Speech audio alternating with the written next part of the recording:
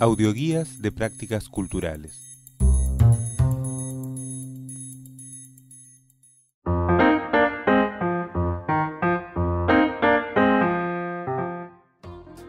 Muy buenos días, buenas tardes, buenas noches, según cuando estén escuchando. Mi nombre es Franco Jauguet. Y mi nombre es Jessica Miño.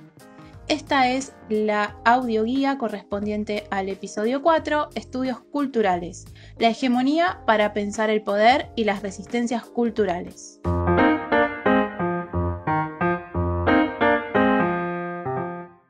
Empezamos con la segunda unidad de prácticas culturales. Y este es el momento de reflexionar acerca de la relación entre los conceptos de cultura y poder, es decir, analizar qué o quiénes crean y conducen la mayor parte de las estructuras, normas y formas de una sociedad. ¿Qué nos proponemos entonces pensar con esta relación poder y cultura?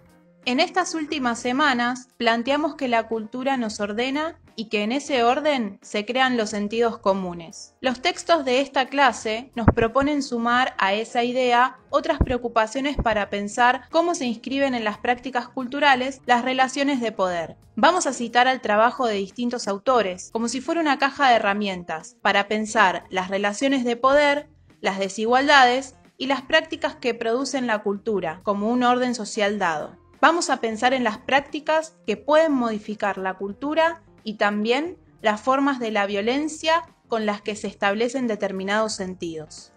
Para decirlo brevemente, la unidad 2 es una invitación a desnaturalizar nuestras prácticas cotidianas, entendiendo que están atravesadas por relaciones de poder. Hablamos hace una semana del sentido común. Volvamos a pensar en eso. Hay un sentido común, es decir, un significado socialmente compartido, que sostiene, por ejemplo, que es normal que haya pobres y ricos, que es normal que haya desigualdad social y que ser pobre o ser rico depende del esfuerzo individual. Hemos de alguna manera naturalizado esa relación social porque hubo mecanismos de poder que incluyeron la violencia pero también la negación y el convencimiento que hicieron y hacen posible ese sentido.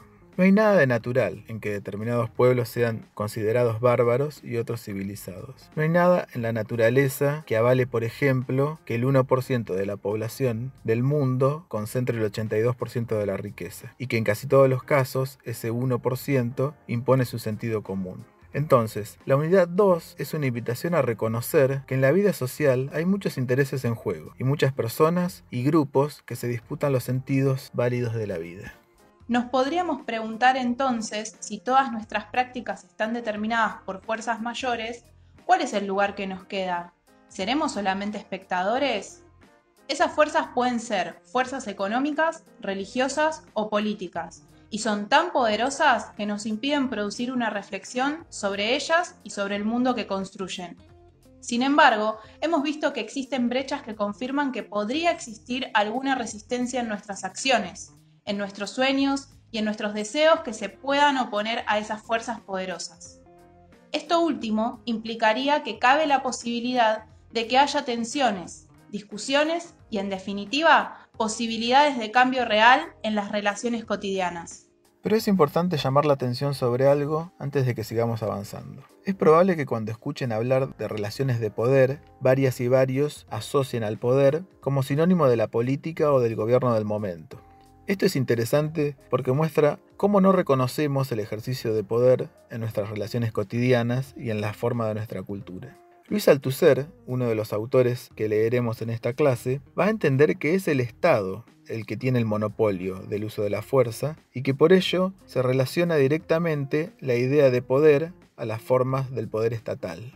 Sin embargo, Althusser también reconoce que el Estado no necesita todo el tiempo ejercer la violencia física y explícita, sino que produce su efecto de verdad esencialmente a través de ciertas estructuras sociales que garantizan la producción y reproducción del poder. Esas instituciones que él llama aparatos ideológicos del Estado. Son la escuela, la iglesia, la familia y los medios de comunicación, entre otras cosas. Cada vez menos esas instituciones son espacios de violencia física, pero en ellas siguen vigentes otras formas de la violencia, a las que vamos a denominar violencia simbólica, que se expresa en palabras, imágenes y gestos. Por eso en esta audioguía trabajaremos con algunos aportes de Raymond Williams y Stuart Hall, ambos referentes de los estudios culturales de la Escuela de Birmingham, que analizan las prácticas culturales desde el concepto de hegemonía, siguiendo el camino inaugurado por el filósofo, periodista y político italiano Antonio Gramsci.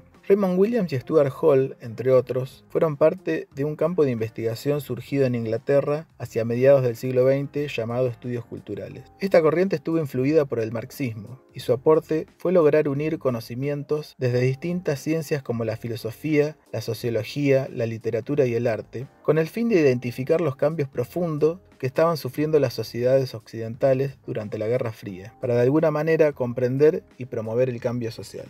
En el texto de Raymond Williams de esta clase se establece que la hegemonía es esa capacidad de imposición de gustos, de formas de pensar, de actuar, de decir, que aparece solapada sin el ejercicio explícito de la violencia. Para Williams, la clase dominante instala valores y criterios comunes al resto de la sociedad. Lo hace a partir de determinar procesos decisivos de socialización y, por lo tanto, el poder de producir la realidad. Pero pensemos que la influencia de los poderosos no es total, porque la hegemonía, si bien supone una alianza de diferentes clases, nunca contiene a todos los sectores de una sociedad, y eso conduce a que siempre haya tensiones y resistencias hacia el orden establecido. Sí, para Williams, una hegemonía dada es siempre un proceso, es decir, que se trata de un complejo de actividades, relaciones y experiencias que son dinámicas, o sea, no se trata de un sistema, ni de una estructura fija. El autor nos menciona que no se da de un modo pasivo como forma de dominación. En otras palabras, nos está diciendo que todas, todos, todes, tenemos un rol activo en la forma en que se construyen las relaciones de poder en nuestra cultura, y que de alguna manera somos responsables ante esos actos.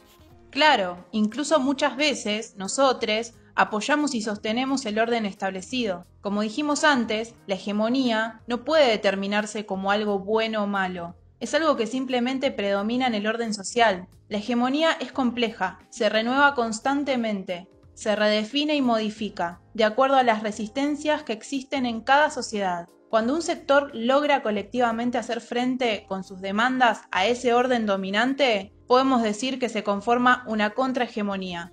Claro, esto quiere decir que una persona sola no puede ser contrahegemónica. Necesita organizarse para lograr una contrahegemonía. Lo cierto es, y acá está la clave para entender el concepto de hegemonía, que quienes tienen el poder pretenden que la realidad se entienda de determinada manera. A su manera, a favor de sus intereses. Para lograr esto, lo que se hace es imponer la idea de que el poder no existe y que se entienda todo como natural. Esto, según Gramsci, se logra a través de la publicidad, las creencias, las leyes, la educación y por supuesto también la fuerza física, es decir, la violencia. Digamos que la hegemonía se impone por los símbolos o por medio de la violencia, según corresponda. Lo que no quiere decir es que no puedan oponerse otras formas de comprender esas estructuras de poder. Absolutamente. Pero es complejo. La hegemonía, al instalar en la sociedad una forma de comprender la realidad en favor de lo dominante, es muy resiliente. Esto significa que es capaz de incorporar y controlar aquellas discusiones y alternativas a las normas establecidas. Digamos, en convertir lo contrahegemónico y vaciarlo de sentido. Entonces, a veces aquello que puede parecer revolucionario o que propone un cambio radical, al final termina no siendo así. Raymond Williams nos dice que tanto las luchas como los procesos revolucionarios son importantes, porque son esas luchas y procesos los que indican cómo el poder hegemónico ejerce su control. En este caso podemos decir que la función del poder dominante será permanecer en un estado de alerta constante, previendo cualquier tipo de tensión para así controlar, transformar o hasta incorporar esas alternativas. Un ejemplo es lo que pasa con la lucha del movimiento feminista en nuestro país y en toda Latinoamérica. Los feminismos vinieron a decir que acá hay un sistema consolidado hace rato, incluso antes que el capitalismo, y ese sistema se llama patriarcado. Ese patriarcado determinó conductas y modos de organización en las sociedades que fueron haciendo que ese sistema hegemónico sea cada vez más sólido. Pero aún hoy, esas conductas y modos de organización conviven en tensión constante.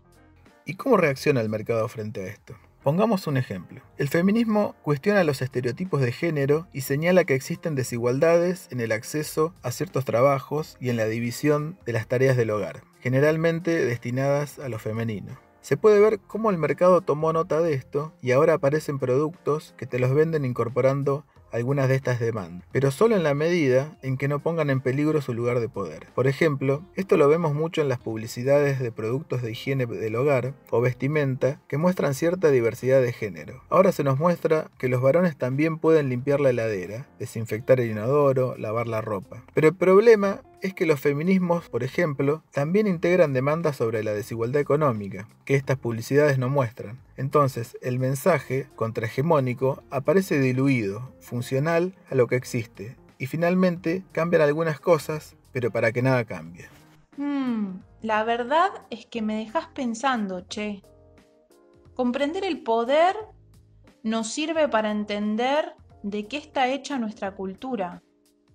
Y creo que hay que pensar en las formas con que se construyen los sentidos para favorecer al poder, porque comprender esos modos nos permiten desnaturalizarlo y reconocer cómo poder intervenir y generar cambios posibles. Habitamos un mundo en el cual conviven capas antiguas de valores y elementos conservadores, junto con nuevas manifestaciones, con ideas nuevas que nacen todo el tiempo, con prácticas que surgen de los distintos avances y cambios y con ellos resistencias a los que se intenta imponer.